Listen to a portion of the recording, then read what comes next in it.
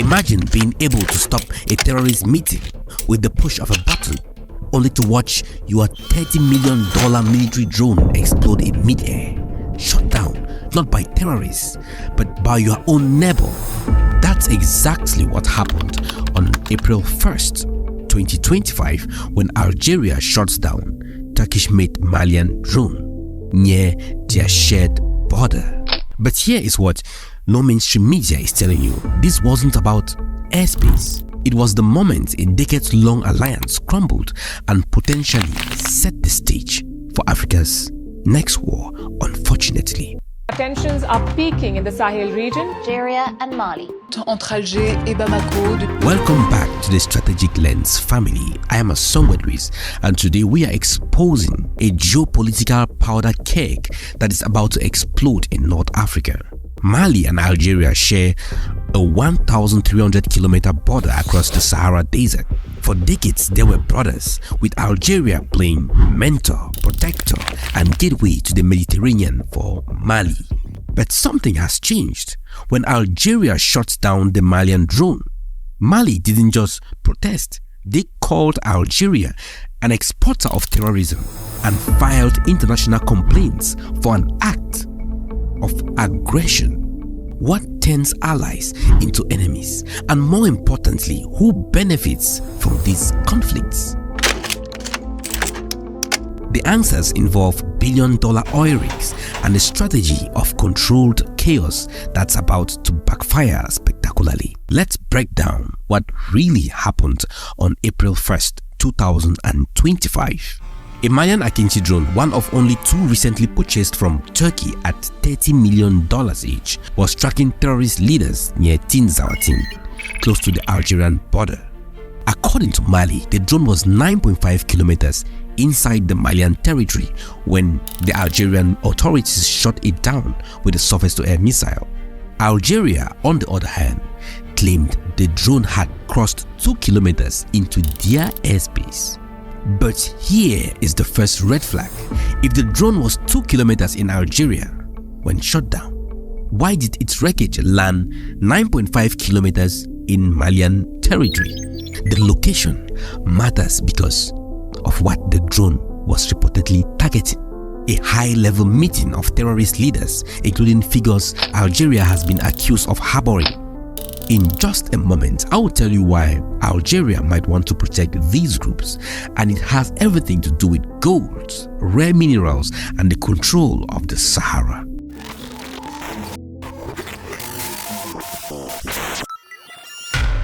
To understand today's crisis, we need to rewind. The Tuareg people migrated from Libya and Algeria in the 17th century. They are light-skinned Berber nomads who lived across the Sahara for centuries. When European colonial powers drew borders, the Tuareg found themselves scattered across Mali, Algeria, Niger, Libya, and Burkina Faso. Have you ever wondered what happens when colonial borders ignore ethnic realities? Since Mali's independence in 1960, Tuareg rebels have launched multiple uprisings seeking autonomy or independence for northern Mali, an area they call Azawad. They want to cut part of Mali and call it their own. The conflict reached a boiling point in 2012 when Tuareg rebels seized northern Mali. But the situation quickly complicated when jihadist groups hijacked their movements. France intervened with Operation Serval, driving back extremists in 2013. Then Algeria stepped in as peacemaker, brokering the 2015 Algiers Peace Accord between Mali's government and northern rebels. But then many Malians saw this accord as a threat to their sovereignty, essentially dividing their country, and they increasingly suspected Algeria's motives weren't entirely pure. Everything changed in 2021 when Colonel Assimi Goïta seized power in Mali through a military coup. Unlike previous Malian leaders who depended on France for aid, Goïta made a controversial decision. He drove France away and welcomed a new partner, that is Russia, who came with Wagner mercenaries to help fight the insurgency. This move infuriated France and Algeria, but for two different reasons. And what happens next revealed the true nature of Algeria's game. In late 2023, Mali's forces with Russian support recaptured Kigali, a key northern city that had been a Tuareg stronghold for years. This was a massive victory for Mali's sovereignty. But if Algeria truly wanted stability in Mali, wouldn't they celebrate this victory against insurgency in Mali? Instead, something curious happened. According to Malian officials, when their army took Kidal, many rebel leaders fled across the border to Algeria. Mali accused Algeria of harboring these fighters, effectively functioning as a rare base for groups planning attacks on Mali. Now, think about it. Algeria wants Mali protector and mentor, potentially sheltering rebels against the Malian government. But why would they do this?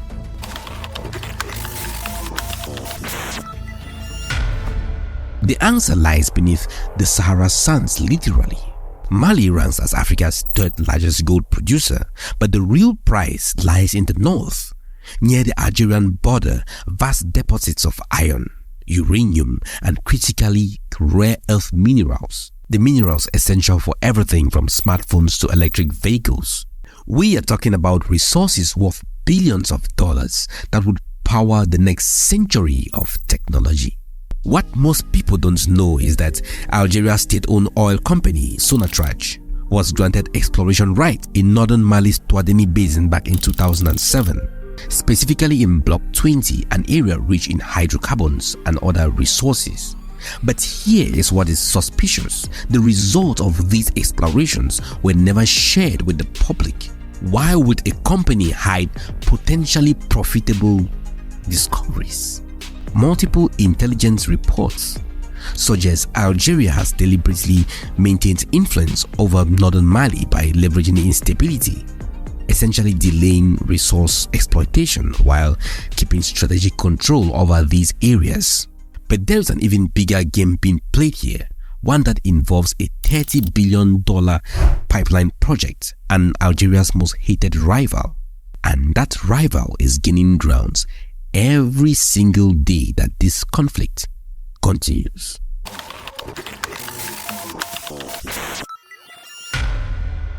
While Algeria and Mali's relationship deteriorates, Morocco, Algeria's arch-nemesis, is making strategic moves. Since February 2025, Morocco has established a first-ever joint military commission with Mali. By April 2025, Morocco has trained 165 Malian paratroopers with plans of 500 more. You need to understand something very crucial. Algeria and Morocco have been bitter rivals since the 1970s, even closing their land border in 1994. Algeria and Morocco are so close, but then the land border is closed. You can't move from Algeria to Morocco freely. These two nations have competed for influence across Africa on all fronts. What happens when the ally you have taken for granted finds a new friend in your enemy? The Malian Prime Minister now calls Morocco a brother and border country, despite having no shared border. Meanwhile, Morocco's trade with Africa has reached $6 billion annually, while Algeria's economic outreach stagnates. With every diplomatic misstep, Algeria is watching its sphere of influence slip to Morocco. But then the stakes are about to get even higher.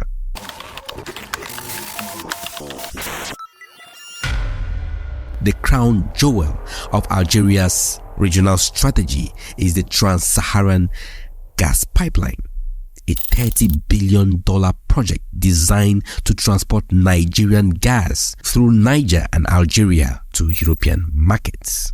For Algeria, whose economy depends on 90% of hydrocarbon exports, this pipeline is existential. As its own oil reserve depletes, partnering with Nigeria would ensure Algeria remains Europe's key energy supplier for decades. But Algeria just made a typical miscalculation that could derail the entire project. Remember, Mali isn't fighting alone. In 2023, Mali, Niger and Burkina Faso formed the Alliance of Sahel States, which evolved into a confederation in 2024. They function as a unified bloc. An attack on one is an attack on all. What happens when you shoot down your pipeline partner's allies' drone? All three Sahel states immediately recalled their ambassadors from Algeria. Niger, the crucial transit country for the pipeline, now has every reason to reconsider this partnership. If Niger abandons the Trans-Saharan pipeline, they could partner with Nigeria on alternative routes, potentially through Morocco to the Atlantic. For Algeria, this is catastrophic. The situation has now reached a breaking point. After Algeria shot Mali's drone, Mali withdrew from regional security arrangements with Algeria. Mali accused Algeria of exporting terrorism. Both countries closed their airspace to each other. Mali filed complaints with international bodies. Algeria responded by calling Mali's leaders putschist and an unconstitutional mafia clique. We are witnessing a complete breakdown of diplomatic ties. The last time that Algeria took similar measures was against Morocco, and the relationship between Algeria and Morocco remains frozen till today. Military sources report that Algeria has deployed additional troops to the border region. Mali, backed by Wagner forces, continues operations against remaining rebel strongholds near the Algerian border. As Mali's military push continues, they are approaching areas where Algeria's Sonatrach has held exploration rights since 2007. Any military conflict would directly affect Algeria's interests in these resource-rich zones. This creates the perfect storm for an armed conflict. Mali's sovereign push isn't just political, it's about reclaiming control of their natural resources from foreign influence. Both Mali and Algeria are fighting for their economic futures. For Mali, controlling their northern resource wealth could transform their economy. For Algeria, losing privileged access to these resources threatens a critical source of hidden revenue and influence. What happens when two nations see the same conflict as existential to their future? The Mali-Algerian crisis represents something familiar between Rwanda and Congo. Division where unity is desperately needed. The Sahel faces challenges such as terrorism and climate change. These require collaboration, not conflict. Every diplomatic tie cut represents victory for those who want instability in Africa. As someone dedicated to African development, watching these historic allies turn into enemies is particularly painful. The winners won't be the people of Mali or Algeria, but external powers happy to exploit African divisions. So what do you think? Is Algeria justified in protecting its interests, or is Mali right to assert its sovereignty? And more importantly, what would a peaceful resolution look like? Let me know down in the comments below. I will be in the comments to read all the comments to this particular situation. If you found this video valuable, hit the subscribe button and join the Strategic Lens community for more deep dives into Africa's most consequential developments. And remember, in the Sahara, the most valuable resource is not oil or gas. It's trust, and once lost, it is harder to find than water in the desert. Until next time, my name is Asamoah Luis, helping you see beyond the headlines.